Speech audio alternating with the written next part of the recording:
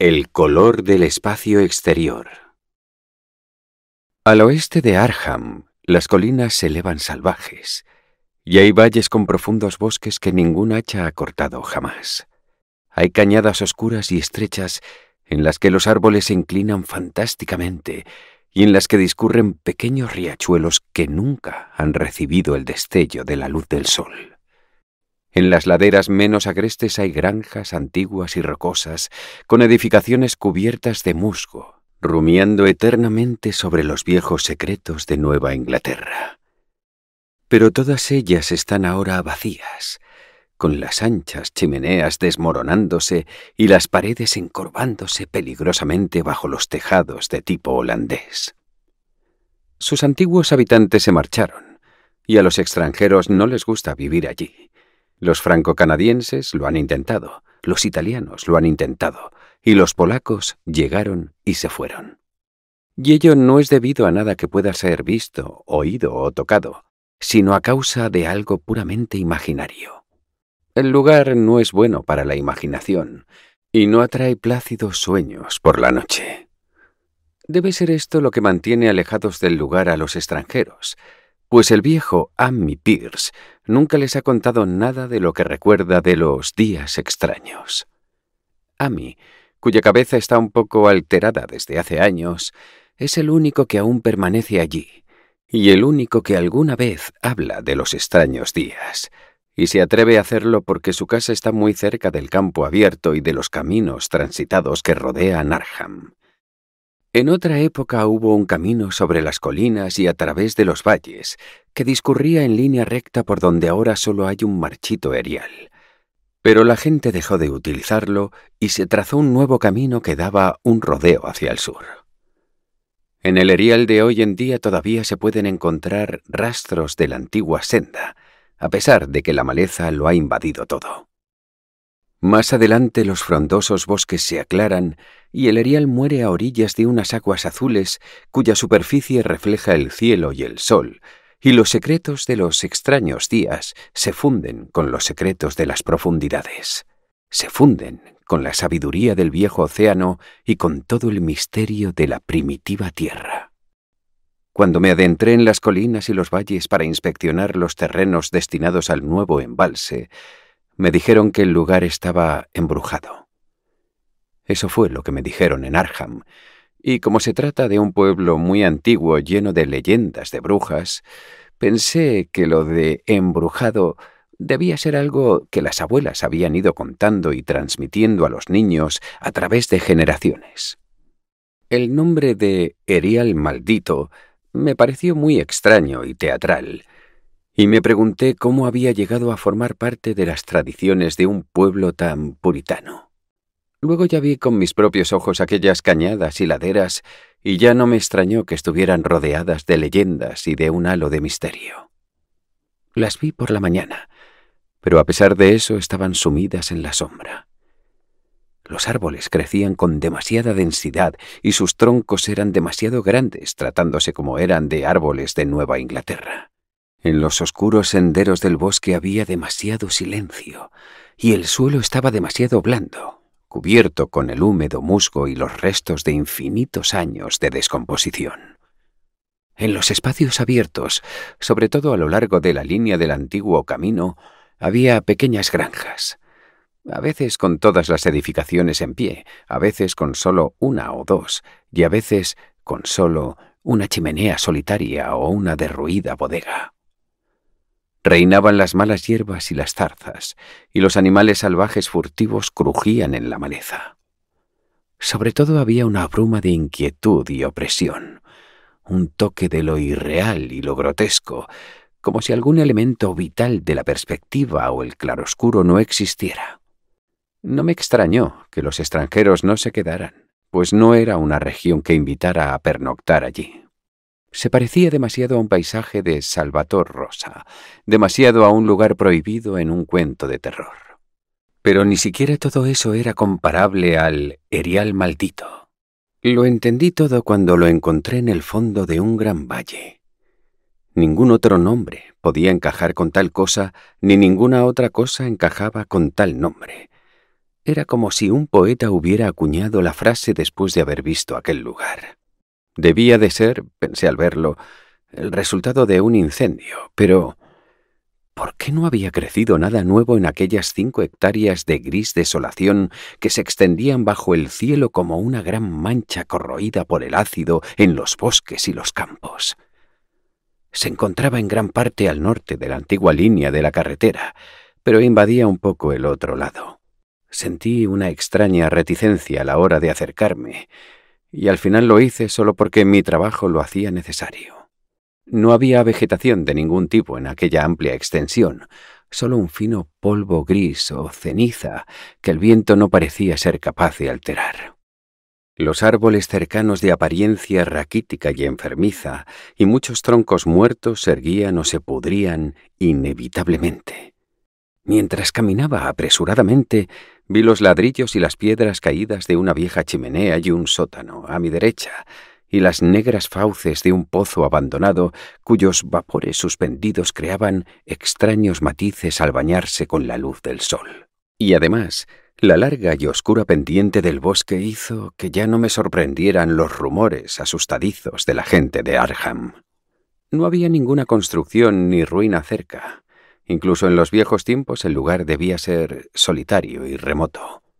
Y en el crepúsculo, temiendo volver a pasar por aquel ominoso lugar, caminé temerosamente de vuelta al pueblo por el camino del sur, dando un gran rodeo. Por la noche pregunté a los ancianos de Arkham sobre el erial maldito y qué significaba esa frase de «los extraños días» que tantos murmuraban evasivamente. No pude, sin embargo, obtener ninguna respuesta concreta, salvo que todo el misterio era mucho más reciente de lo que yo había imaginado. No se trataba en absoluto de una vieja leyenda, sino de algo de lo que habían sido testigos los que hablaron conmigo. Había ocurrido en los años 80. Una familia había desaparecido o había sido asesinada. Todo lo que contaron era muy confuso, y como todos aquellos con los que hablé me dijeron que no prestara atención a las locas historias de Amy Pierce, decidí ir a verlo a la mañana siguiente, después de averiguar que vivía solo en una antigua cabaña donde los árboles empezaban a espesarse. Era un lugar muy antiguo, y había comenzado a exudar el tenue olor miasmal que se adhiere a las casas que han soportado en pie el paso de los años. Solo después de llamar insistentemente pude despertar al anciano, y cuando se acercó tímidamente a la puerta, pude ver que no se alegraba de mi presencia. No estaba tan débil como habría esperado, pero sus ojos carecían de vida, y su ropa desaliñada y su barba blanca le daban un aspecto decadente y lúgubre. Como no sabía cuál era la mejor manera de enfocar la conversación para que me hablara de sus fantásticas leyendas, fingí que era mi trabajo lo que me había llevado hasta allí. Le hablé de mis estudios y le hice algunas preguntas sobre el distrito. Amy Pierce era mucho más culto y educado de lo que me habían hecho creer, y se mostró mucho más abierto y comprensivo que cualquier otra persona de Arkham con la que hubiera hablado antes.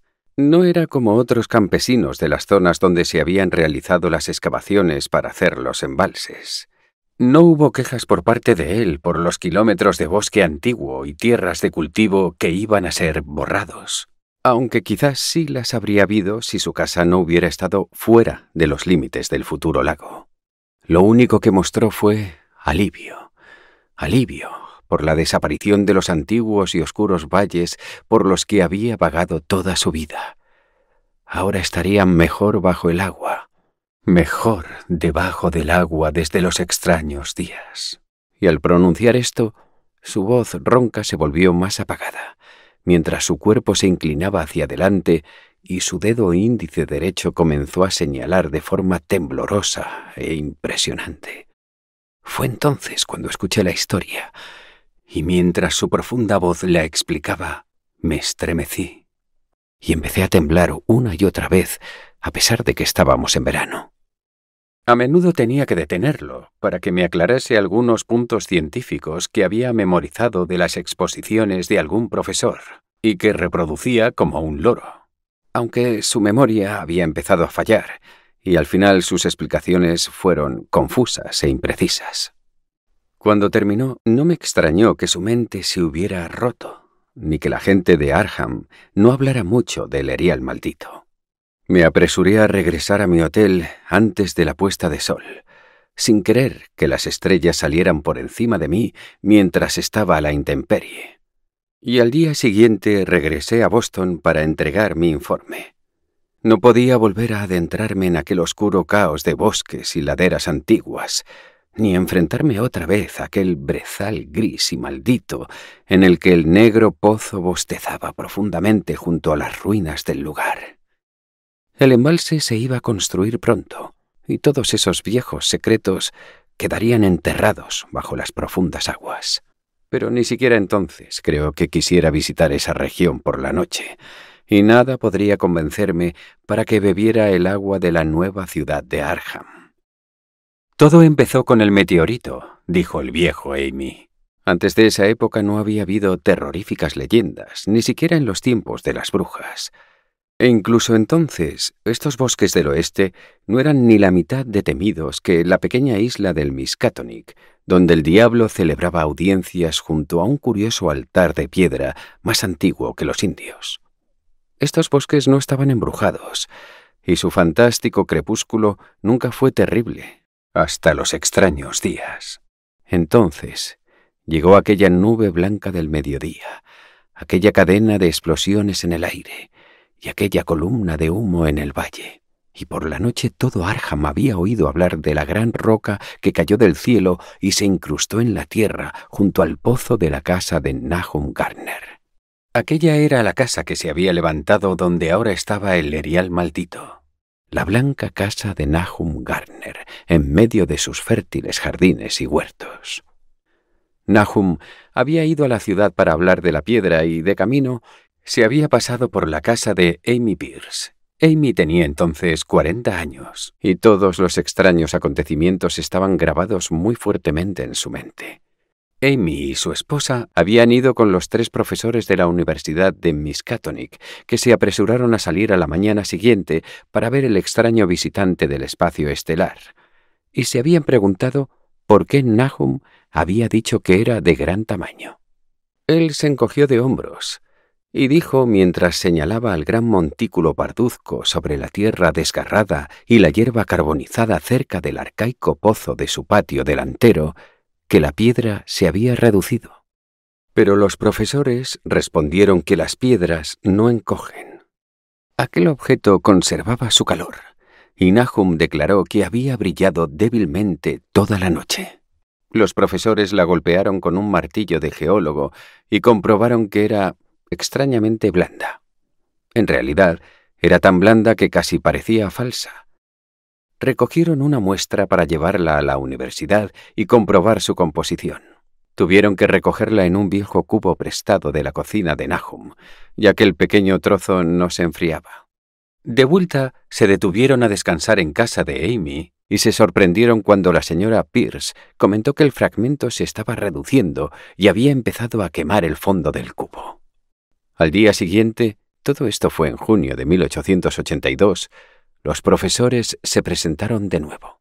Al pasar por casa de Amy, le contaron el extraño comportamiento de la muestra y cómo se había volatilizado por completo cuando la pusieron en un vaso de cristal. El vaso también había desaparecido, y los profesores hablaron de la afinidad de la extraña piedra con el silicio. Había actuado de forma insólita en el laboratorio, sin sufrir ningún cambio ni desprender gas cuando se calentaba en el carbón, mostrándose totalmente negativa al ser tratada con bórax y demostrando ser absolutamente no volátil a cualquier temperatura, incluida la del soplete de oxihidrógeno. En el yunque parecía muy maleable, y en la oscuridad su luminosidad la hacía completamente visible. Como se negaba obstinadamente a enfriarse, pronto tuvo a la universidad en un estado de verdadera expectación, y cuando al calentarlo ante el espectroscopio mostró bandas brillantes que no se parecían a ningún color conocido del espectro normal, se habló mucho de nuevos elementos, propiedades ópticas extrañas y otras cosas que los hombres de ciencia suelen decir cuando se enfrentan a lo desconocido. Caliente como estaba, fue estudiada en un crisol con todos los reactivos adecuados. El agua no hizo nada. El ácido clorhídrico tampoco. El ácido nítrico e incluso el agua regia se limitaron a resbalar contra su abrasadora invulnerabilidad. A Amy le costaba recordar todas estas cosas, pero reconoció algunos disolventes a medida que los mencionaba. Había amoníaco y sosa cáustica, alcohol y éter, disulfuro de carbono nauseabundo y unos cuantos más. Pero aunque el peso disminuía constantemente a medida que pasaba el tiempo y el fragmento parecía enfriarse ligeramente, los disolventes no produjeron ningún cambio en el fragmento. Sin embargo, no tenían dudas de que se trataba de un metal. Era magnético, por un lado, y después de su inmersión en los disolventes ácidos, parecía haber débiles rastros de las figuras de Wittmann-Steiden que se encuentran en el hierro meteórico. Cuando el enfriamiento fue muy considerable, las pruebas se llevaron a cabo en vidrio, y fue en un vaso de precipitados de vidrio donde dejaron todas las virutas recogidas durante el trabajo. A la mañana siguiente, tanto las virutas como el vaso habían desaparecido sin dejar rastro, y solo una mancha carbonizada marcaba el lugar de la estantería de madera donde habían estado. Todo esto se lo contaron los profesores a Amy cuando se detuvieron en su casa, y una vez más fue con ellos a ver el pétreo mensajero de las estrellas, aunque esta vez su mujer no le acompañó. Ahora sí que se había reducido, e incluso los profesores más escépticos no podían dudar de la veracidad de lo que veían.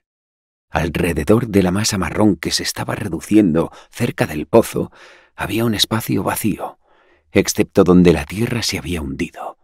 Y mientras que el día anterior había tenido unos 200 centímetros de ancho, ahora apenas tenía 150. Todavía estaba caliente, y los sabios estudiaron su superficie con curiosidad mientras extraían otro trozo más grande con el martillo y el cincel.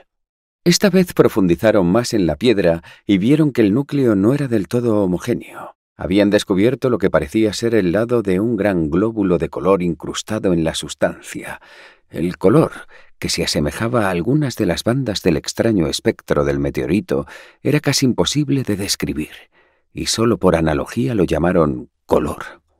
Su textura era brillante, y al golpearla indicaba tanto fragilidad como oquedad. Uno de los profesores le dio un fuerte golpe con un martillo y produjo un pequeño y nervioso estallido. Del interior no salió nada, y el glóbulo desapareció como por arte de magia, dejando un espacio esférico hueco de unos 5 centímetros de diámetro. Y todos pensaron que era probable que se descubrieran más a medida que la sustancia envolvente se consumiera. Las conjeturas fueron vanas.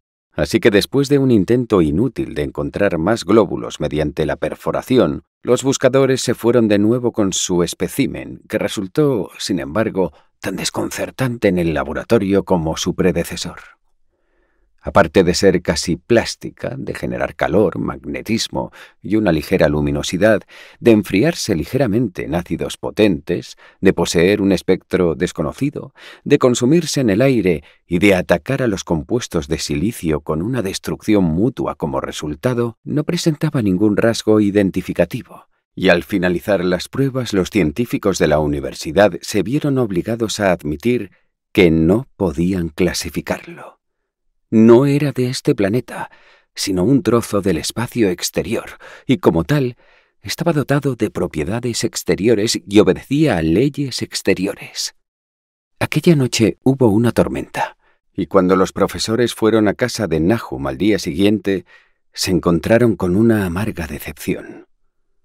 La piedra, por muy magnética que fuera, debía de tener alguna propiedad eléctrica peculiar, pues había atraído al rayo, como dijo Nahum, con una persistencia singular. 6 veces en una hora, el granjero vio cómo el rayo caía en el surco del patio delantero, y cuando terminó la tormenta descubrió que la piedra había desaparecido. No quedaba más que un pozo desvencijado junto a la antigua barredora de pozos llena de tierra. Las excavaciones no habían dado ningún fruto, y los científicos certificaron la desaparición total. El fracaso era absoluto, así que no quedaba más remedio que volver al laboratorio y probar de nuevo con el fragmento que se había dejado cuidadosamente revestido de plomo. Ese fragmento duró una semana, al final de la cual no se hizo ningún descubrimiento positivo. Cuando desapareció, no quedó ningún residuo, y con el tiempo los profesores apenas se sintieron seguros de haber visto con sus ojos aquel críptico vestigio de los insondables abismos del exterior, aquel solitario y extraño mensaje de otros universos y otros reinos de la materia, la energía y el ser. Como es natural, los periódicos de Arkham dieron mucha importancia al incidente y enviaron reporteros para entrevistar a Nahum Garner y a su familia. Un diario de Boston también envió un reportero y Nahum se convirtió rápidamente en una especie de celebridad local. Era una persona delgada y amable de unos 50 años que vivía con su mujer y sus 3 hijos en la agradable granja del valle. Amy y él se visitaban con frecuencia, al igual que sus esposas, y Amy no tenía más que elogios para él después de todos estos años. Parecía un poco orgulloso de la notoriedad que había traído el lugar y habló a menudo del meteorito en las semanas siguientes. Los meses de julio y agosto fueron calurosos y Nahum trabajó duro en sus campos al otro lado del arroyo Chapman. Su traqueteante carreta trazaba profundos surcos en los sombríos senderos. El trabajo le cansaba más que otros años y sentía que la edad empezaba a pasarle factura. Entonces llegó la época de la fruta y la cosecha. Las peras y las manzanas maduraron poco a poco, y Nahum comprobó que sus huertos prosperaban como nunca antes. La fruta crecía hasta alcanzar un tamaño fenomenal y un brillo inusitado, y fue tal abundancia que se encargaron barriles adicionales para la futura cosecha. Pero la maduración trajo consigo una gran decepción, ya que de todo aquel magnífico conjunto de especiosas exquisiteces, ni una sola era apta para el consumo. En las peras y las manzanas se había introducido un amargor intolerable, de modo que hasta el más pequeño de los bocados provocaba un asco duradero. Lo mismo ocurría con los melones y los tomates, y Nahum vio con tristeza que toda su cosecha se había perdido. Rápidamente relacionó los acontecimientos. Declaró que el meteorito había envenenado el suelo y dio gracias al cielo porque la mayoría de los otros cultivos estuvieran en el terreno de la parte alta del camino. El invierno llegó pronto y fue muy frío. Amy vio a Nahum con menos frecuencia de lo habitual y observó que había empezado a tener un aspecto preocupado. El resto de su familia también parecía haberse vuelto taciturna y evitaban ir a la iglesia o asistir a los diversos actos sociales de la comarca. No se pudo encontrar ninguna causa para esta reserva o melancolía, aunque todos los miembros de la familia confesaban de vez en cuando que su salud iba empeorando y que vivían con un sentimiento de extraña inquietud. El propio Nahum fue el que hizo la declaración más concreta de todos cuando dijo que le preocupaban ciertas huellas en la nieve. Eran las huellas habituales de las ardillas rojas, los conejos blancos y los zorros. Pero el melancólico granjero decía ver algo que no era del todo correcto en su naturaleza y disposición. Nunca fue del todo claro, pero pensaba que no eran características de la anatomía y los hábitos de las ardillas, los conejos y los zorros. Amy no prestó mucha atención a todo aquello hasta una noche en la que pasó por delante de la casa de Nahum en su trineo cuando volvía de Clark's Corners. La luna resplandecía y un conejo cruzó la carretera, pero los saltos de aquel conejo eran más largos de lo que tanto Amy como su caballo podían esperar. Este último, de hecho, se habría desbocado si no hubiera agarrado las riendas con fuerza. A partir de entonces, Amy respetó más las historias de Nahum y se preguntó por qué los perros de Garner parecían tan acobardados y temerosos cada mañana. De hecho, prácticamente habían perdido las fuerzas para ladrar.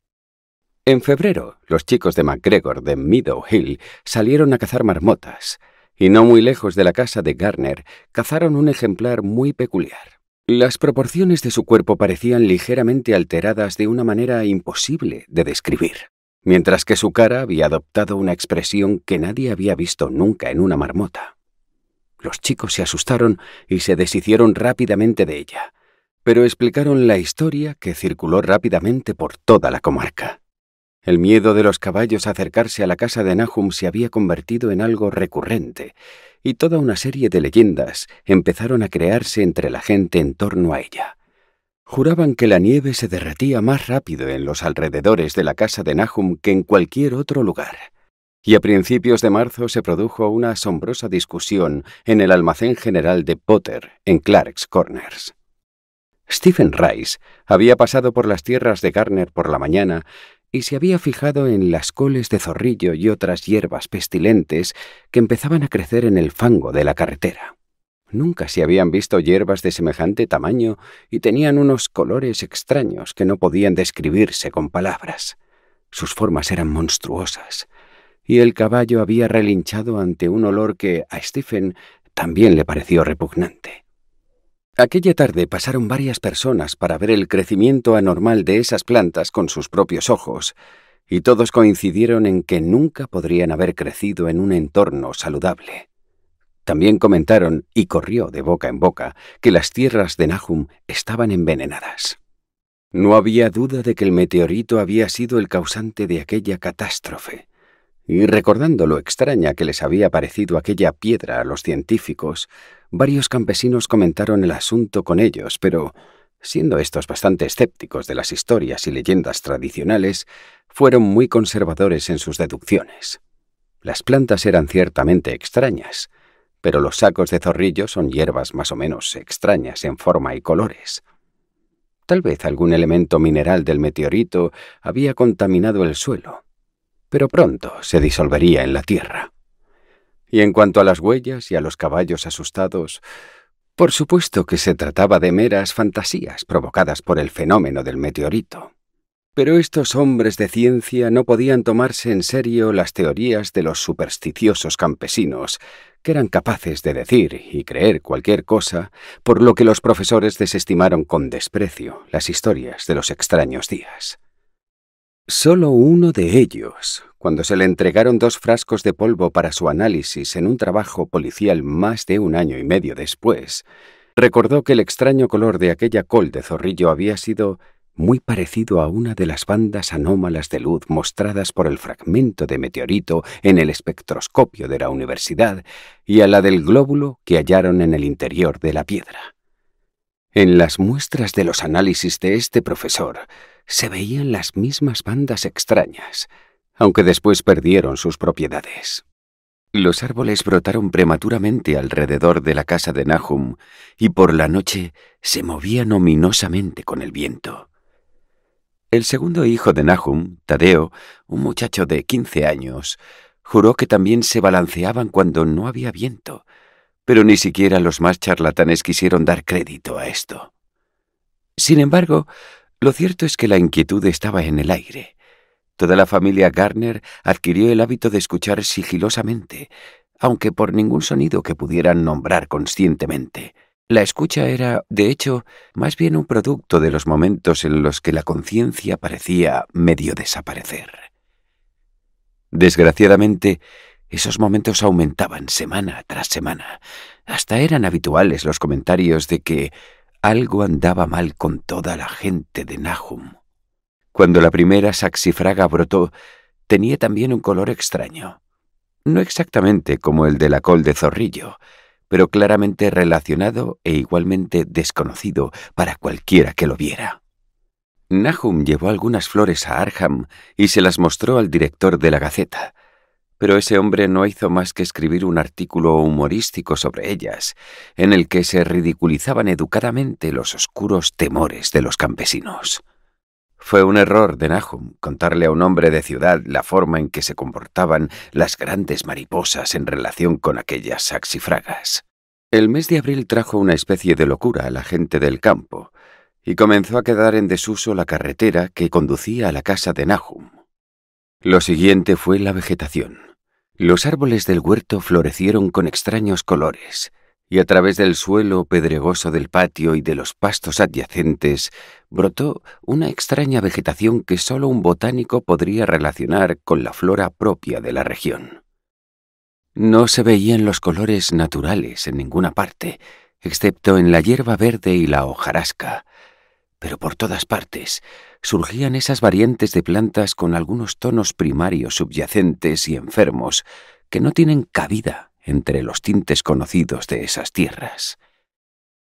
Las plantas llamadas calzones de holandés se convirtieron en una especie de siniestra amenaza, y las raíces de sangre se mostraban en una perversión cromática. Amy y los Garner pensaron que la mayoría de los colores tenían una especie de familiaridad inquietante y recordaron su similitud con el frágil glóbulo del meteorito. Nahum aró y sembró los pastos de 10 acres y las tierras de la parte alta, pero no hizo nada con la tierra alrededor de la casa. Sabía que no serviría de nada y tenía la esperanza de que aquellas extrañas hierbas que estaban creciendo eliminaran todo el veneno del suelo. Ahora estaba preparado para casi todo, y se había acostumbrado a la sensación de que algo cerca de él estaba acechando. El rechazo por parte de los vecinos le afectaba, pero perturbaba mucho más a su mujer. Los niños estaban mejor, ya que iban a la escuela todos los días, aunque no podían evitar percatarse de las habladurías. A Tadeusz, que era un joven muy sensible, le afectaba especialmente. En mayo llegaron los insectos, y la casa de Nahum se convirtió en una pesadilla de zumbidos y animales reptantes. La mayoría de las criaturas tenían un aspecto insólito y se movían de un modo muy extraño, y sus hábitos nocturnos contradecían cualquier comportamiento conocido. Los Garner empezaron a vigilar por la noche. Miraban en todas direcciones y al azar, en busca de algo, aunque no sabían qué exactamente. Fue entonces cuando todos se dieron cuenta de que Tadeusz tenía razón sobre lo que sucedía con los árboles. La señora Garner fue la siguiente en verlo desde la ventana, mientras observaba las ramas de un arce iluminado por la luna. Las ramas seguramente se movían, pero no por acción del viento. Debía estar provocado por la savia. Las cosas más insólitas empezaban a resultar ahora normales.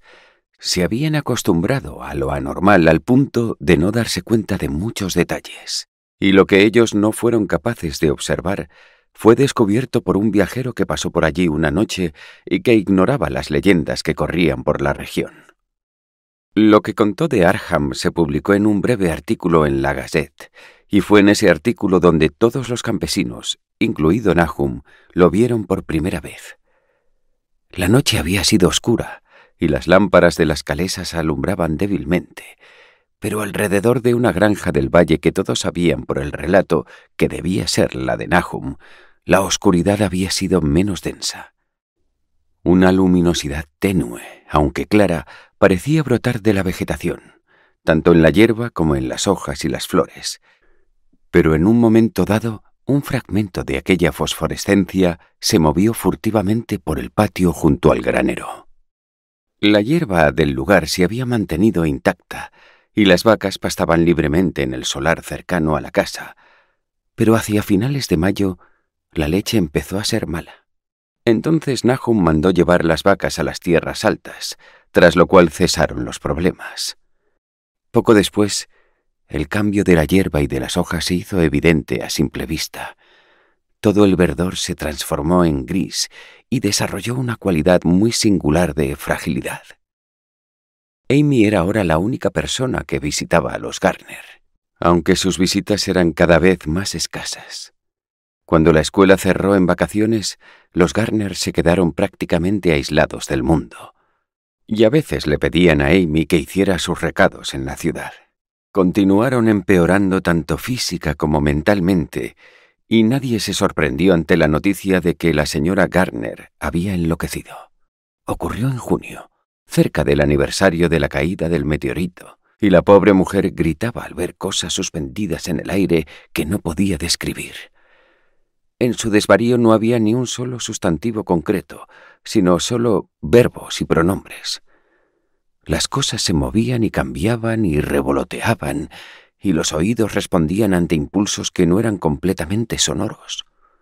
Algo le era arrebatado, algo que no debía existir se le estaba pegando.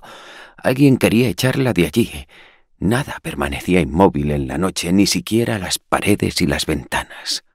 Nahum no la envió al asilo del condado, sino que la dejó vagar por la casa mientras fuera inofensiva, tanto para los demás como para ella misma. Incluso cuando su condición empeoró, no hizo nada. Pero cuando los chicos empezaron a tenerle miedo y Tadeusz estuvo a punto de desmayarse por la forma en que le miraba, Nahum decidió mantenerla encerrada en el ático. En julio había dejado de hablar y se arrastraba a 4 patas. Y antes de que terminara ese mes, Nahum se dio cuenta de que su esposa era ligeramente luminosa en la oscuridad, tal como ocurría con la vegetación cercana a la casa. Esto ocurrió poco antes de que los caballos huyeran en estampida. Algo los había despertado en la noche y sus relinchos y coces en los establos habían sido terribles. No hubo nada que hacer para calmarlos, y cuando Nahum abrió la puerta del establo, todos salieron corriendo como ciervos asustados del bosque. Nahum tardó una semana en encontrarlos, y cuando lo hizo se vio obligado a matarlos, porque se habían vuelto locos y eran ingobernables. Nahum le pidió prestado un caballo a Amy para cargar el heno, pero el animal ni tan solo quiso acercarse al granero. Se encabritó y relinchó, y finalmente tuvieron que dejarlo en el patio mientras los hombres arrastraban el carro hasta colocarlo fuera del granero. Mientras tanto, la vegetación iba tornándose gris y vidriosa. Hasta las flores, cuyos colores habían sido tan raros, ahora se tornaban grises, y lo mismo sucedía con las frutas que eran pequeñas e insípidas. Los ásteres y la vara de oro florecían grises y deformes, y las rosas, las cinias y las malvarrosas del patio delantero tenían un aspecto tan horrendo que Zenas, el hijo mayor de Nahum, las cortó. Los insectos extrañamente hinchados murieron por aquella época. Incluso las abejas que habían abandonado sus colmenas desaparecieron. En septiembre, toda la vegetación se había desintegrado hasta convertirse en un polvo grisáceo, y Nahum temía que los árboles murieran antes de que el veneno se hubiera evaporado del suelo. Su mujer tenía ahora ataques de histeria terribles, y él y los niños vivían en un estado constante de tensión nerviosa. Ahora rehuían a la gente, y cuando se abrió la escuela los chicos no volvieron. Pero fue Amy, en una de sus escasas visitas, quien se dio cuenta de que el agua del pozo ya no era buena. Tenía un sabor desagradable que no era exactamente fétido ni exactamente salado. Y Amy aconsejó a su amigo que cavara otro pozo en un terreno más alto para utilizarlo hasta que la tierra se recuperara.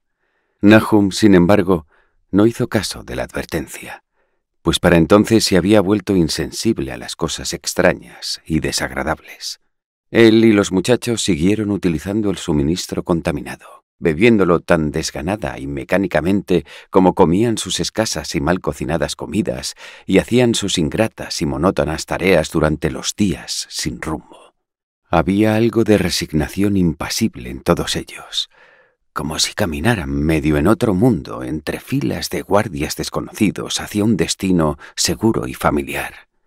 Tadeusz enloqueció en septiembre tras una visita al pozo. Había ido con un cubo y había vuelto con las manos vacías, gritando y agitando los brazos, y a veces soltando una risita inane o un susurro sobre los colores que se mueven ahí abajo.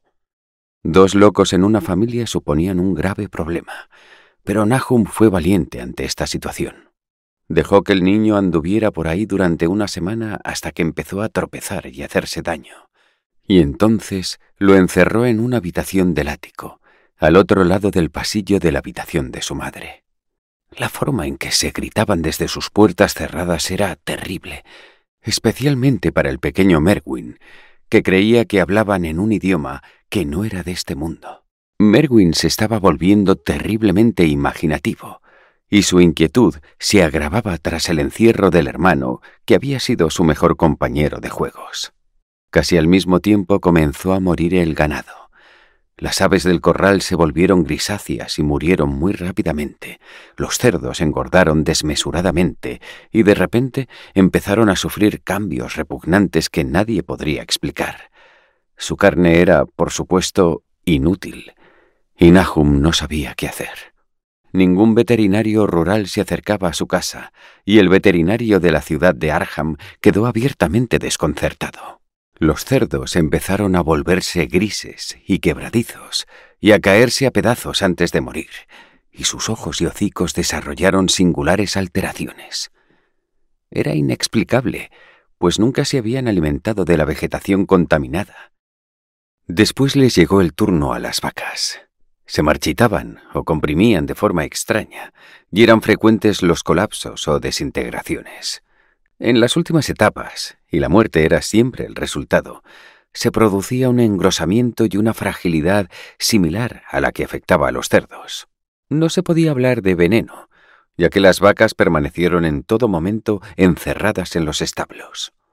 Ninguna mordedura de animales salvajes podía haber traído el virus, pues ¿qué bestia viva de la tierra puede atravesar obstáculos sólidos? Debía tratarse de una enfermedad natural, pero no se podía imaginar ninguna que provocara tales resultados. Cuando llegó la cosecha no había ningún animal vivo, pues el ganado y las aves de corral estaban muertos y los perros habían huido. Los perros, que eran 3, desaparecieron una noche y nunca más se supo de ellos. Los 5 gatos habían huido algún tiempo antes, pero apenas se notó su marcha, ya que ahora parecía no haber ratones, y solo la señora Gardner había hecho de los graciosos felinos sus mascotas. El 19 de octubre Nahum entró tambaleándose en la casa de Amy con una noticia horrible. La muerte le había llegado al pobre Thaddeus en su habitación del ático y había llegado de una manera que no se podía contar. Nahum había cavado una tumba en la parcela familiar, detrás de la granja, y había sepultado en ella lo que encontró en la habitación. La muerte no podía haberla causado nada del exterior, pues la pequeña ventana con rejas y la puerta cerrada con llave estaban intactas. Pero lo que había ocurrido era muy parecido a lo que pasó en el granero. Amy y su esposa consolaron al hombre afectado de la mejor manera que pudieron. El terror parecía rodear a los Gardner y todo lo que tocaban. Amy acompañó a Nahum a su casa con la mayor de las reticencias e hizo lo que pudo para calmar los sollozos histéricos del pequeño Merwin. Zenas no necesitaba calmarse. Últimamente no hacía más que mirar al espacio y obedecer lo que su padre le decía, y Amy pensó que ese estado de ensimismamiento era el menor de los males. De vez en cuando, los gritos de Merwin eran respondidos débilmente desde el ático, y en respuesta a una mirada inquisitiva de su esposa, Nahum dijo que ésta se estaba debilitando mucho. Cuando se acercó la noche, Amy consiguió alejarse, pues ni siquiera la amistad podía hacerle permanecer en aquel lugar cuando comenzaba el tenue resplandor de la vegetación y los árboles se mecían, aunque no soplara el viento. Fue una verdadera suerte para Amy no ser una persona más fantasiosa. Tal y como estaban las cosas, su mente se trastornaba ligeramente. Pero si hubiera podido conectar y reflexionar sobre todos los presagios que le rodeaban, inevitablemente habría perdido completamente la cordura. Cuando empezó a anochecer, se apresuró a volver a casa, mientras los gritos de Merwin y de su madre resonaban terriblemente en sus oídos. 3 días más tarde, Nahum irrumpió en la casa de Amy de madrugada y, en ausencia de su anfitrión, volvió a explicar una historia desesperada, mientras la señora Pierce escuchaba con un miedo atroz. Esta vez se trataba del pequeño Merwin. Se había esfumado. Había salido a altas horas de la noche con una lámpara y un cubo de agua y no había vuelto. Llevaba días desquiciado y su comportamiento era anormal. Se sobresaltaba por todo. Se oyó un grito frenético desde el patio, pero antes de que el padre pudiera llegar a la puerta, el chico había desaparecido. No localizó el brillo de la lámpara que había cogido, y del niño no había ni rastro. En ese momento Nahum se dio cuenta de que la lámpara y el cubo también habían desaparecido. Pero cuando amaneció y el hombre regresó de su búsqueda nocturna por los bosques y los campos, encontró algunas cosas muy curiosas cerca del pozo. Había una masa de hierro aplastada y aparentemente algo fundida que sin duda pertenecía a la lámpara, mientras que un cubo doblado y unos aros de hierro retorcidos al lado, ambos medio fundidos, parecían indicar los restos del cubo. Eso era todo. Nahum pensaba lo impensable. La señora Pierce estaba en blanco, y Amy, Cuando llegó a casa y escuchó el relato, no pudo hacer ninguna conjetura. Merwin se había ido y no serviría de nada contárselo a la gente de los alrededores, que ahora rehuía a todos los Gardner. Tampoco serviría de nada contárselo a la gente de la ciudad de Arkham, que se burlaban de todo. Thaddeus había desaparecido primero y ahora había desaparecido Merwin. Algo estaba avanzando y avanzando, acechando para ser visto y oído. Nahum no tardaría en morir, y quería que Amy cuidara de su mujer y de Cena si es que le sobrevivían. Todo lo ocurrido debía tratarse de un castigo, aunque no podía explicar el motivo, ya que siempre había caminado rectamente por los caminos del Señor. Durante más de 2 semanas Amy no supo nada de Nahum, y entonces, preocupado por lo que pudiera haber ocurrido, superó sus temores y visitó la granja de Gardner. No salía humo de la gran chimenea y por un momento temió lo peor. El aspecto de toda la granja era espeluznante: hierba grisácea y marchita y hojas en el suelo, enredaderas que caían como frágiles escombros desde los arcaicos muros y frontones, y grandes árboles desnudos que arañaban el cielo gris de noviembre con una estudiada malevolencia. Pero Nahum estaba vivo después de todo. Estaba débil y tumbado en un sofá de la cocina, pero perfectamente consciente y capaz de dar órdenes sencillas a Cenas. En la habitación hacía un frío de muerte, y al ver que Amy temblaba visiblemente, Nahum le pidió a Cenas que pidiera más leña. La leña, en efecto, era muy necesaria, ya que el lúgubre hogar estaba vacío, y el viento que entraba por la chimenea arrastraba una nube de gélido hollín. En ese momento Nahum le preguntó si la leña extra le había hecho sentir más cómodo, y entonces Amy vio lo que había sucedido. Preguntando con tacto, Amy no pudo obtener ningún dato claro acerca de la desaparición de Cenas. «En el pozo, vive en el pozo», fue todo lo que dijo el aturdido padre. Entonces Amy recordó a la perturbada esposa e intentó cambiar de tema. «¿Navi? Pues aquí está», fue la sorpresiva respuesta del pobre Nahum, y Amy no tardó en darse cuenta de que debía investigar por sí mismo. Dejando al granjero en el sofá, cogió las llaves junto a la puerta y ascendió por las chirriantes escaleras hasta el ático. La zona superior de la casa estaba en absoluto silencio. No se oía el menor ruido en ninguna dirección. De las 4 puertas que podía ver, solo una estaba cerrada, y en ella probó varias de las llaves que había cogido. La tercera llave resultó ser la correcta, y después de tantear un poco, Amy abrió la puerta. El interior estaba bastante oscuro, ya que solo tenía un ventanuco tapado en parte por unos barrotes de madera. Amy no podía ver nada sobre el amplio suelo de tablas. El hedor era insoportable, y antes de seguir adelante tuvo que retirarse a otra habitación y volver con los pulmones llenos de aire respirable. Cuando entró, vio algo oscuro en un rincón, y al verlo con más claridad no pudo evitar dar un grito de espanto.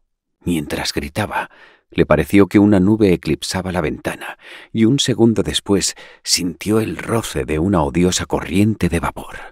Extraños colores danzaron ante sus ojos, y si una horrenda presencia no lo hubiera adormecido, habría pensado en el glóbulo del meteorito que el martillo del geólogo había destrozado, y en la mórbida vegetación que había brotado en primavera. Sin embargo, solo pensó en la monstruosidad blasfema que tenía ante sí y que, con toda claridad, había acompañado el destino del joven Thaddeus y del ganado. Pero lo terrible del horror era que se movía muy lenta y perceptiblemente mientras seguía descomponiéndose. Amy no me dio más detalles de esta escena. Hay cosas que no se pueden mencionar y a veces lo que se hace por humanidad es juzgado cruelmente por la ley. Cualquier otro en su lugar se habría desmayado o se habría vuelto loco. Pero Amy volvió a cruzar el umbral de aquella puerta y cerró aquel espantoso secreto tras de sí. Ahora tenía que ocuparse de Nahum. Tenía que llevarlo a algún lugar donde pudieran atenderlo. Al comenzar a bajar las oscuras escaleras, Amy oyó un ruido sordo debajo de él. Llegó a pensar que se trataba de un grito ahogado, pero de repente recordó con nerviosismo el vapor húmedo que le había rozado en aquella espantosa habitación de arriba. Abrumado por un vago temor, escuchó aún más sonidos allí abajo. Indudablemente estaban arrastrando algo muy pesado, y al mismo tiempo se escuchaba un indescriptible sonido, algo similar al que produciría una diabólica e inmunda succión. Su mente le llevó sin poder remediarlo a una terrible asociación. Pensó en lo que había visto arriba. Dios mío, ¿en qué mundo de pesadillas se había metido? No se atrevió ni a avanzar ni a retroceder, sino que se quedó temblando ante la oscuridad de la curva del descansillo de la escalera. Cada detalle de la escena se grabó a fuego en su cerebro. Los sonidos, la sensación de espantosa expectación, la oscuridad, la inclinación de los estrechos peldaños y, por Dios, la débil pero inconfundible luminosidad de toda la carpintería. Entonces estalló un relincho del caballo de Amy en el exterior, seguido de un estruendo de cascos que indicaba una huida frenética. En cuestión de segundos, el caballo y la calesa se alejaron del alcance de sus oídos, y el atemorizado Amy se quedó inmóvil en la sombría escalera, imaginando qué podía haberlos llevado a escapar tan repentinamente. Pero eso no fue todo. Otro ruido se produjo en el exterior de la casa. Un chapoteo de agua que provenía probablemente del pozo. Amy había dejado a Gelo suelto cerca del pozo y algún animalillo debió asustarlo al pasar cerca para caer después en él. La casa emitía una suave fosforescencia. Dios, qué vieja era aquella casa. La mayor parte había sido construida antes de 1700. En ese instante se pudo oír el sonido de algo que se arrastraba por el suelo de la planta baja, y Amy tomó con fuerza un palo que había encontrado en el ático. Intentó templar sus nervios y se dispuso con valentía a bajar para dirigirse a la cocina. Pero no necesitó llegar hasta allí, puesto que lo que buscaba había salido a su encuentro y, en cierto modo, seguía vivo. Si se había arrastrado o si había sido arrastrado por una fuerza externa, Amy no podía decirlo, pero la muerte formaba parte de todo aquello. Todo había ocurrido en la última media hora, pero el colapso, el encanecimiento y la desintegración estaban ya muy avanzados. Frente a él se presentaba una difusa presencia debida a lo vidrioso de la materia y del cuerpo que se despellejaba a trozos.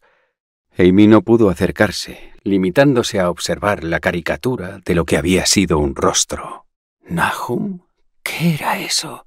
¿Nahum?», susurró, y los labios hendidos y abultados apenas pudieron emitir una respuesta final. «Nada, nada. El color arde. Es frío y húmedo, pero arde. Vive en el pozo. Lo he visto. Es una especie de humo, como las flores de la primavera pasada. El pozo brilla por la noche.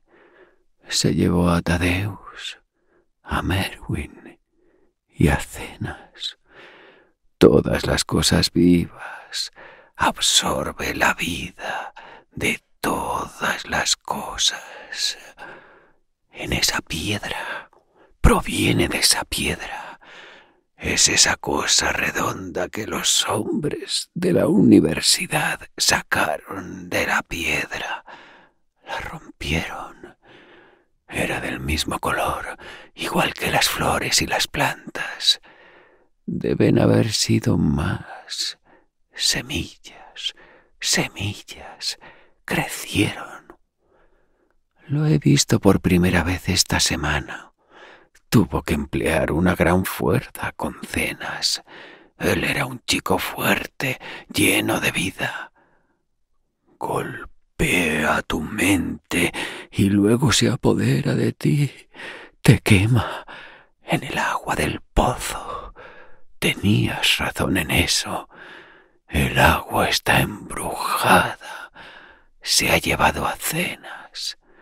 Esa cosa te atrae. Sabes que se acerca, pero no sirve de nada. No puede alejarse. Os atrae.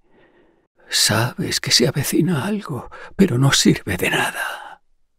¿Dónde está Navi, Amy? Mi cabeza no está bien. No sé cuánto tiempo hace que le di de comer. La cosa también la atacó a ella. Ese color. Su rostro tiene ese color por las noches y arde y apesta. Viene de algún lugar donde las cosas no son como aquí. Uno de los profesores lo dijo. Tenía razón. Cuidado, Amy. Hará algo más. Absorbe la vida. Pero eso fue todo. Lo que hablaba no podía hablar más porque se había desintegrado por completo. Amy tapó con un mantel de cuadros rojos lo que quedaba y salió por la puerta trasera. Subió por la colina que llevaba a las tierras altas y volvió a su casa por el camino del norte y el bosque. Miró hacia el pozo a través de una ventana y recordó el chapoteo que había escuchado. El chapoteo de algo que se había hundido en el pozo después de lo que le había hecho al pobre de Nahum. Cuando Amy llegó a su casa, los caballos y la calesa ya estaban allí y habían provocado un ataque de ansiedad a su mujer. Tranquilizándola, aunque sin darle explicaciones, partió de inmediato hacia Arkham y notificó a las autoridades que la familia Garner había muerto. No se permitió dar detalles, sino que se limitó a contar la muerte de Nahum y Navi, ya conocida la de Thaddeus, y mencionó que la causa parecía ser la misma extraña dolencia que había matado al ganado. También dijo que Merwin y Zenas habían desaparecido. Hubo un intenso interrogatorio en la comisaría y al final Amy se vio obligado a llevar a 3 oficiales a la granja Garner, junto con el fiscal, el médico forense y el veterinario que había tratado a los animales enfermos. Fue muy en contra de su voluntad, pues la tarde avanzaba y temía la caída de la noche sobre aquel lugar maldito, pero fue un consuelo verse acompañado de tanta gente. Los 6 hombres salieron en un carro, siguiendo la calesa de Amy, y llegaron hacia las 4. Acostumbrados como estaban los oficiales a las experiencias truculentas, ninguno permaneció impasible ante lo que se encontró en el desván y bajo el mantel de cuadros rojos en el piso de abajo. El aspecto de la granja, con su gris desolación, era ya bastante terrible, pero aquellos 2 seres retorcidos superaban todos los límites. Nadie podía mirarlos fijamente mucho tiempo, e incluso el médico forense admitía que había muy poco que examinar.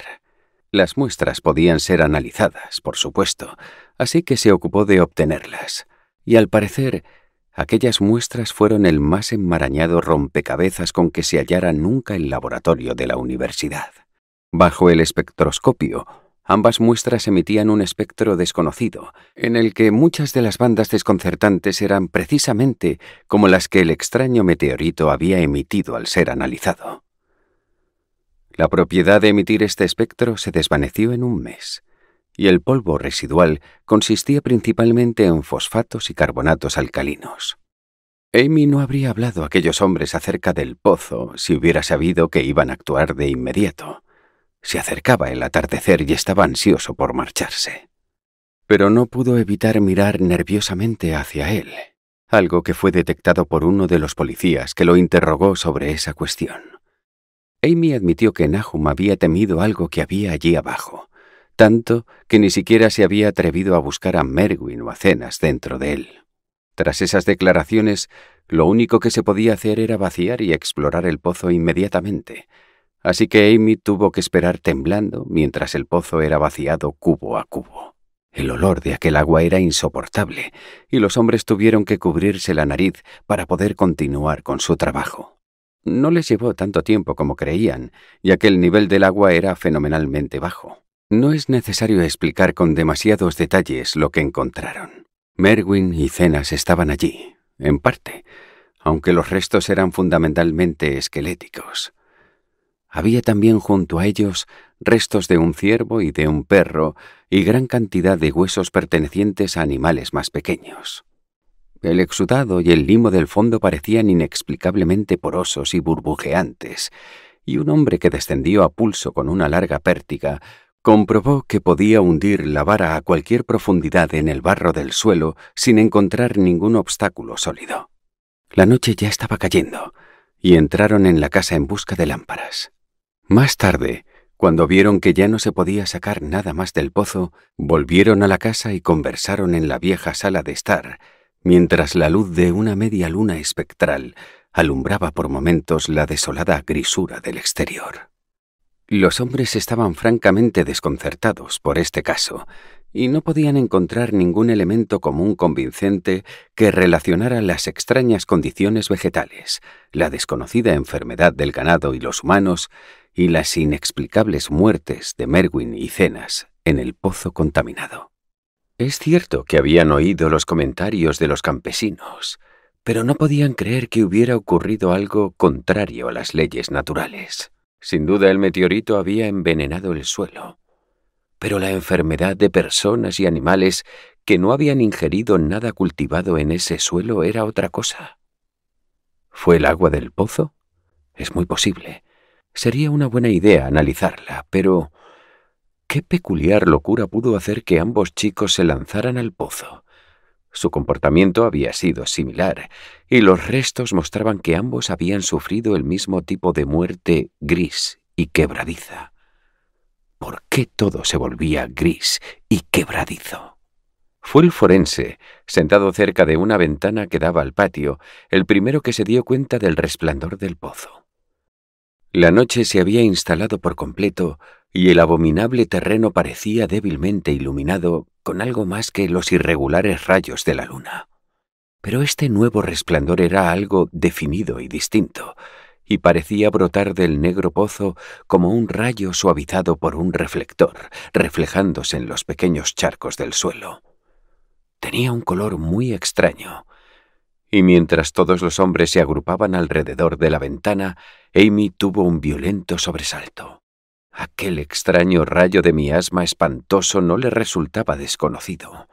Había visto ese color antes, y temía pensar lo que podría significar. Lo había visto en el desagradable y frágil glóbulo de aquella aerolita hacía 2 veranos. Lo había visto en la loca vegetación de la primavera. Y había creído verlo por un instante aquella misma mañana contra la pequeña ventana enrejada de aquella terrible habitación del ático, donde habían ocurrido cosas innombrables. Había brillado allí un segundo y una corriente de vapor húmedo y odioso le había rozado, y entonces el pobre Nahum había sido arrastrado por algo de ese color. Nahum lo dijo al final. Dijo que era como el glóbulo y las plantas. Después de eso había llegado la fuga en el patio y el chapoteo en el pozo, y ahora ese pozo estaba irradiando a la noche un pálido y maligno rayo del mismo color demoníaco. Es una indiscutible prueba de la agudeza mental de Amy el hecho de que, incluso en aquel tenso momento, se preguntara por un punto que era esencialmente científico. Se preguntó cómo era posible percibir la misma sensación tanto al ver una corriente de vapor deslizándose en pleno día desde una ventana abierta al cielo de la mañana, como al ver una fosforescencia nocturna resaltando contra el negro y desolado paisaje. No era lógico, resultaba antinatural. Y entonces evocó las últimas palabras de su malogrado amigo. «Viene de algún lugar donde las cosas no son como aquí. Uno de esos profesores lo dijo». Los 3 caballos que estaban fuera atados a un par de arbolitos marchitos junto al camino relinchaban y daban coces frenéticamente. El conductor del carro se dirigió hacia la puerta para ver qué sucedía, pero Amy lo detuvo poniendo la mano en su hombro y le dijo: «No salga usted ahí afuera». Nahum dijo que en el pozo vivía algo que absorbía la vida. Creía que había brotado de una bola redonda como la que todos vimos en la piedra del meteorito que cayó hace un año en junio. Nahum dijo que ardía y absorbía, que era una nube de color como la luminiscencia que sale ahora del pozo y que nadie puede identificar. También dijo que se alimentaba de todo ser viviente y que se iba haciendo más y más fuerte. Dijo que lo vio la semana pasada. Tiene que ser algo que viene del cielo, igual que el meteorito, tal y como comentaron los profesores de la universidad. La forma en que está hecha y su comportamiento no tienen nada que ver con el mundo de Dios. Es algo del más allá. Así que los hombres se detuvieron indecisos mientras la luz del pozo se hacía más fuerte y los caballos relinchaban y coceaban presa del pánico. Fue un momento realmente espantoso, con los restos descompuestos de 4 personas, 2 en la misma casa y 2 en el pozo, y aquella desconocida fluorescencia que brotaba de las fangosas profundidades. Amy había detenido al conductor del carro por un repentino impulso, sin recordar que a él mismo no le había ocurrido nada después de ser tocado por aquella terrible columna de vapor en la habitación del ático, pero no se arrepentía de haberlo hecho. De repente, uno de los detectives lanzó un breve y agudo grito. Los demás le miraron y luego siguieron rápidamente la mirada de su compañero, que se había detenido repentinamente en un punto. No había necesidad de palabras. Lo que había de incredulidad en las habladurías de los campesinos ya no podría ser rebatido en adelante, porque había allí 6 testigos excepcionales, media docena de hombres cuyas opiniones se basaban exclusivamente en lo que podían ver con sus propios ojos. Es importante dejar constancia de que a aquella hora de la noche no soplaba el viento. Poco después sí lo hizo, pero en aquel instante el aire estaba completamente inmóvil, y sin embargo, en medio de aquella calma tensa e impía, las altas ramas desnudas de los árboles del patio se movían, se retorcían, mórbida y espasmódicamente, arañando con locura convulsiva y epiléptica las nubes iluminadas por la luna, rasgando impotentemente el aire nocivo como si fueran sacudidas por alguna extraña fuerza invisible vinculada a los horrores subterráneos que se retorcían y luchaban bajo las negras raíces. Ningún hombre respiró durante varios segundos.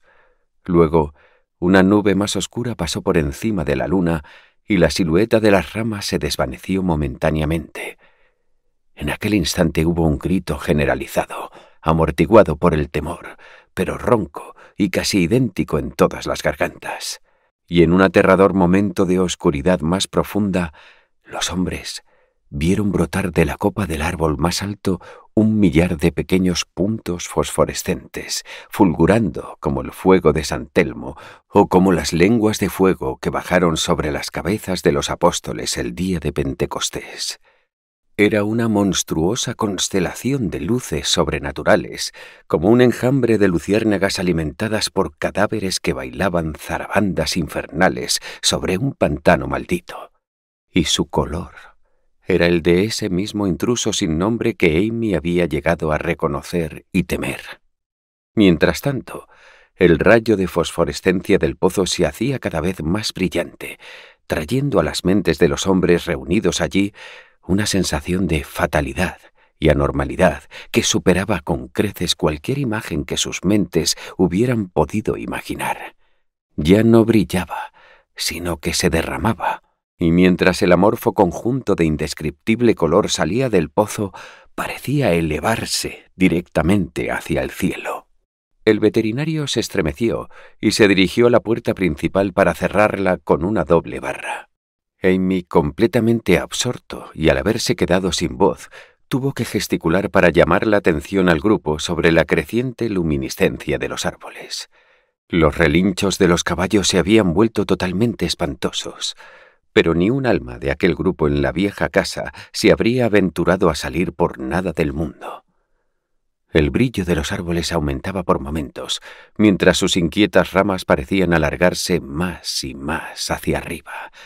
La madera del pozo brillaba ahora, y en ese momento un policía señaló mudamente unos cobertizos de madera y colmenas cerca del muro de piedra. Empezaban a brillar también, aunque los vehículos atados de los visitantes parecían no haberse visto afectados. De repente se produjo una fuerte conmoción, y cuando Amy levantó la lámpara para ofrecer un poco más de claridad, comprobaron que los frenéticos caballos habían roto sus cuerdas y huían enloquecidos. El miedo alentó inquietos comentarios. «Se extiende sobre todas las cosas vivas», murmuró el médico forense. Nadie contestó, pero el hombre que había estado en el pozo dejó entrever que su larga pértiga debía de haber removido algo intangible. «Fue horrible», añadió. No había fondo en absoluto, solo fango y burbujas, y la sensación de que algo acechaba allí abajo. El caballo de Amy seguía relinchando ensordecedoramente en el camino de afuera, y casi ahogaba la débil voz de su dueño cuando mascullaba sus desordenadas reflexiones. Viene de esa piedra, creció allá abajo, se apoderó de todo lo vivo, se alimentó de ellos, de la mente y del cuerpo. Tadeus y Merwin, Zenas y Navi. Nahum fue el último. Todos bebieron el agua, se hizo fuerte en ellos. Viene del más allá, donde las cosas no son como aquí. Ahora vuelve a casa. En ese momento, cuando la columna de color desconocido resplandeció con repentina fuerza y empezó a tejer fantásticas formas que cada uno de los presentes describió más tarde de forma diferente, Gelo lanzó un aullido que ningún hombre había oído nunca en un caballo. Todos los presentes se cubrieron los oídos y Amy se alejó de la ventana horrorizado. Cuando Amy se volvió a asomar a la ventana, la desdichada bestia yacía inerte en el suelo iluminado por la luna entre las astillas de la calesa. Y allí permaneció el animal hasta que lo enterraron al día siguiente. Pero aquel no era momento para lamentaciones, pues casi en ese mismo instante un policía llamó silenciosamente la atención sobre algo terrible que estaba sucediendo en el interior de la habitación. En ausencia de la luz de la lámpara, estaba claro que una débil fosforescencia había comenzado a impregnar toda la habitación. Resplandecía en el suelo de tablas anchas, donde la alfombra lo dejaba al descubierto, y brillaba sobre los marcos de las pequeñas ventanas. Subía y bajaba por los postes de las esquinas, sobre la estantería y la repisa de la chimenea, e infectaba las propias puertas y los muebles. Cada minuto que pasaba se hacía más intenso, y al final quedó claro que todo ser vivo debía abandonar aquella casa. Amy les mostró la puerta trasera y el camino que conducía hasta las tierras altas. Corrieron y tropezaron como en un sueño, y no se atrevieron a mirar hacia atrás hasta que estuvieron muy lejos. Se alegraron de que existiera otro sendero, pues no habrían podido ir por el camino de enfrente, por ese pozo. Ya era bastante arriesgado pasar por el reluciente granero y los cobertizos, y por aquellos brillantes árboles frutales de contornos nudosos y diabólicos. La luna se ocultó bajo unas negras nubes cuando cruzaron el antiguo puente sobre Chapman's Brook, y desde allí pudieron llegar tanteando a ciegas hasta los prados abiertos. Cuando volvieron a mirar hacia el valle y vieron la granja de Garner al fondo, el espectáculo era temible. La granja brillaba con la horrible mezcla de colores desconocidos. Los árboles, los edificios e incluso la hierba y el pasto se habían transformado totalmente en un gris letal. Las ramas se alzaban hacia el cielo, coronadas con lenguas de fuego y chorreones del mismo que se extendían encima de la casa, el granero y los cobertizos. Era una escena sacada de una visión de Fuseli, y sobre todo el resto reinaba ese tumulto de amorfidad luminosa, ese arco iris ajeno y no dimensionado de veneno críptico del pozo, algo sintiendo, latiendo, saltando, centelleando, relumbrando y burbujeando malignamente en su cromatismo cósmico y desconocido. Entonces, sin previo aviso, la horrible cosa se disparó verticalmente hacia el cielo como un cohete o un meteorito, sin dejar rastro y desapareciendo a través de un agujero redondo y curiosamente regular en las nubes antes de que ningún hombre pudiera apenas parpadear. Ningún observador podrá olvidar jamás aquel espectáculo. Y Amy se quedó mirando, sin comprender, las estrellas de la constelación de Cygnus, Deneb centelleando por encima de las demás, donde el color se había fundido con la Vía Láctea. Pero al momento siguiente su atención se centró en la tierra, por el estruendo que se había producido en el valle. Había sido un estruendo y no una explosión, como habían mencionado algunos miembros del grupo. Sin embargo, el resultado fue el mismo. ya que en un febril instante caleidoscópico estalló desde aquella granja condenada y maldita un reluciente cataclismo eruptivo de chispas y sustancias antinaturales, nublando la mirada de los pocos que lo vieron y enviando hacia el cénit un bombardeo de fragmentos coloridos y fantásticos. Los fragmentos se disiparon en el aire dejando una nube de vapor que al cabo de un instante también se desvaneció. Detrás y debajo solo había una oscuridad a la que los hombres no se atrevían a volver, y a su alrededor se levantaba un viento que parecía descender en ráfagas negras y heladas desde el espacio interestelar. Chillaba y aullaba y azotaba los campos y los bosques distorsionados en un loco frenesí cósmico, hasta que pronto el tembloroso grupo se dio cuenta de que sería inútil esperar a que la luna mostrara lo que quedaba allí abajo, en la granja de Nahum. Demasiado asustados, incluso para insinuar teorías, los 7 hombres temblorosos regresaron a Arkham por el camino del norte. Amy estaba peor que sus compañeros, y les rogó que lo acompañaran hasta su casa en vez de ir directamente al pueblo. Por nada del mundo hubiera atravesado el bosque solo por la noche. Había experimentado una impresión que los otros habían evitado y se sentía atormentado por un miedo inquietante que no se atrevió a mencionar durante muchos años. Mientras el resto de los espectadores en aquella tempestuosa colina había vuelto sus rostros hacia el camino, Amy miró un instante hacia atrás, hacia el sombrío valle de la desolación que albergaba a su malogrado amigo, y desde aquel punto tan lejano vio algo que se elevaba débilmente, para luego volver a hundirse en el lugar desde el que el gran horror informe había salido disparado hacia el cielo. Era solo un color, pero no un color de nuestra tierra o de nuestros cielos, y Amy reconoció ese color y supo que ese último y tenue remanente debía seguir acechando allí abajo, en el pozo. Nunca volvió a recuperar la tranquilidad. Amy no volvió a acercarse a ese lugar. Hace ya 44 años que ocurrió el horror, y Amy no ha vuelto allí, y se alegrará cuando el nuevo embalse lo borre. Yo también me alegraré, porque no me gusta la forma en que la luz del sol cambió de color alrededor de la boca de aquel pozo abandonado por el que pasé. Espero que el agua sea siempre muy profunda, pero aún así, nunca la beberé. No creo que vuelva a visitar Arkham en lo sucesivo. 3 de los hombres que habían estado con Amy regresaron a la mañana siguiente para ver las ruinas a la luz del día. Pero no había ninguna ruina real, solo los ladrillos de la chimenea, las piedras del sótano, algunos restos minerales y metálicos aquí y allá, y el borde de aquel nefasto pozo. Salvo el caballo muerto de Amy que trasladaron y enterraron, y la calesa que devolvieron a su dueño, todo lo que tenía vida había desaparecido. Quedaron 5 acres de desierto gris y polvoriento, y desde entonces nada ha crecido allí.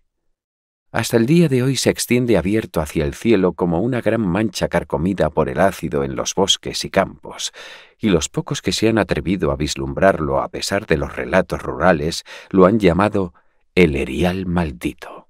Las leyendas rurales son extrañas. Podrían serlo aún más si los hombres de la ciudad y los químicos de la universidad se interesaran lo suficiente como para analizar el agua de ese pozo en desuso, o el polvo gris que ningún viento parece dispersar.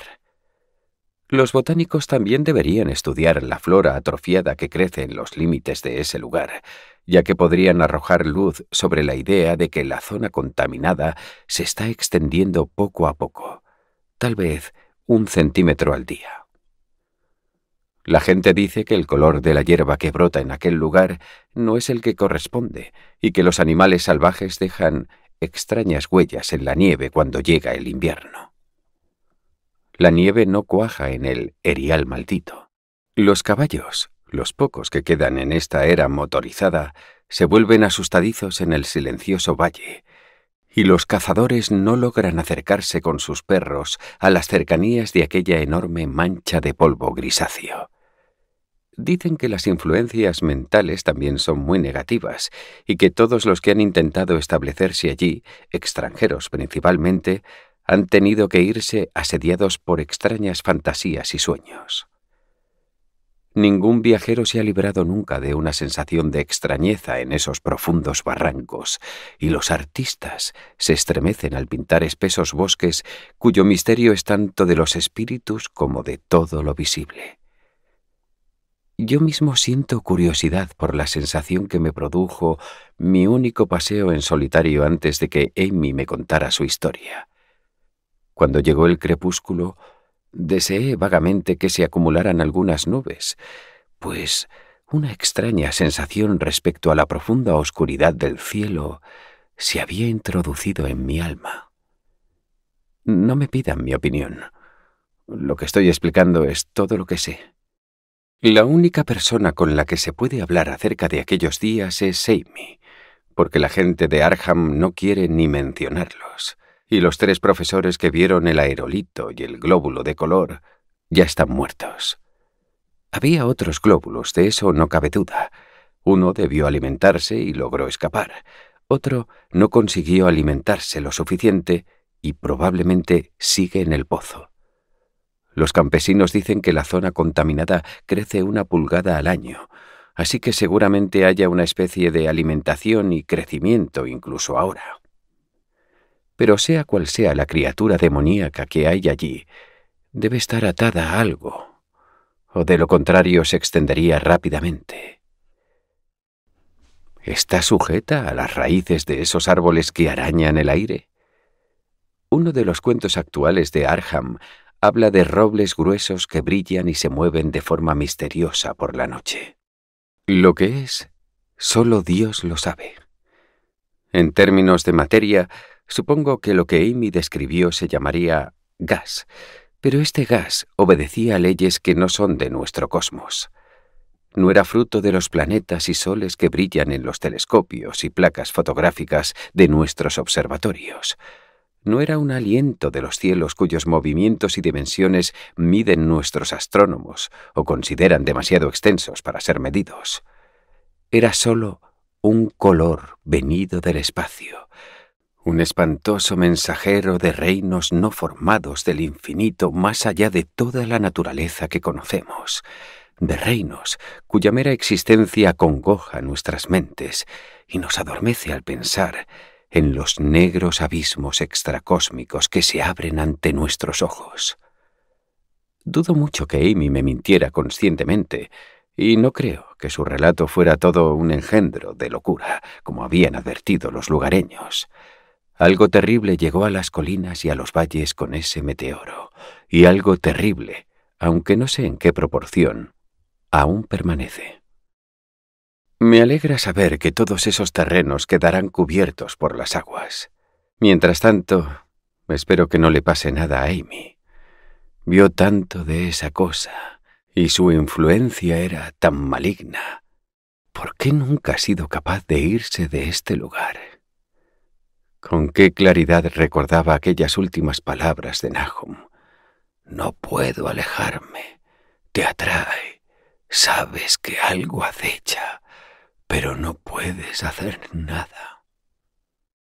Amy es un anciano entrañable y muy buena persona, y cuando el equipo de trabajadores comience su tarea, tengo que avisar al ingeniero jefe para que no lo pierda de vista. No me gustaría pensar en él como en la monstruosidad gris, retorcida y quebradiza que persiste cada vez más en mis sueños.